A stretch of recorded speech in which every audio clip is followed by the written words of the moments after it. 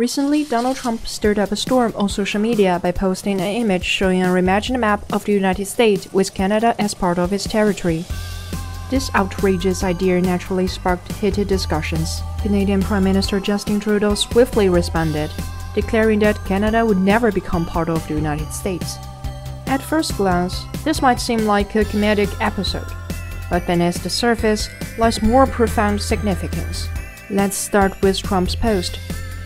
He posted a picture on the Truth Social where Canada and the US were colored as a single entity labeled United States.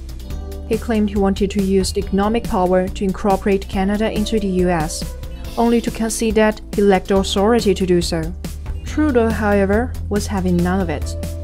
He quickly fired back on social media, declaring that Canada would never be annexed and emphasizing the mutual benefit of the strong trade and security partnership between the two countries. This public exchange between the two leaders made for quite a spectacle. Then, let's take a closer look at Canada's current challenges. On the societal front, major cities like Vancouver are grappling with rising crime rates, including theft, robbery, and drug issues.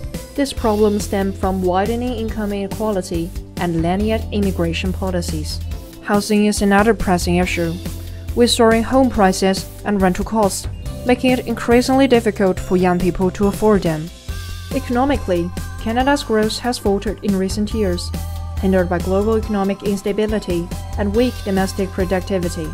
Its resource-dependent economy makes it vulnerable to fluctuations in international commodity markets.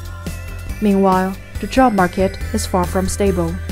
Although unemployment rates are still low, income gaps between high-skilled and low-skilled workers widen, putting the middle class under mounting pressure. So, why would Trump make such a bold statement? From the US perspective, Canada is a key trade partner and a neighbor, and incorporating it could bring economic and geopolitical advantages. However, this statement also reflects the challenges facing the US itself. The US grapple with aging infrastructure, battered roads, bridges, and public transit systems. Despite repeated calls by the Trump administration for reconstruction, little substantial progress has been made.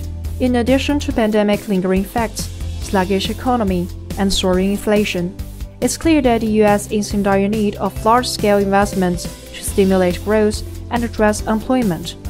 Politically, this could be a strategy to gain attention and rally support. While the Democrats are not expected to have a strong showing in the 2024 election, such moves could potentially set the stage for Trump's ambition in 2028. On the geopolitical front, the idea reflects a desire to consolidate North American resources and enhance competitiveness in the global economy. Some people believe that Trudeau's globalist agenda has made Canadian identity and culture insignificant while aligning with the massive situation of the US.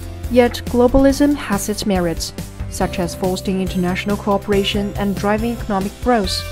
Canada and the US have both benefited from their trade and security collaboration.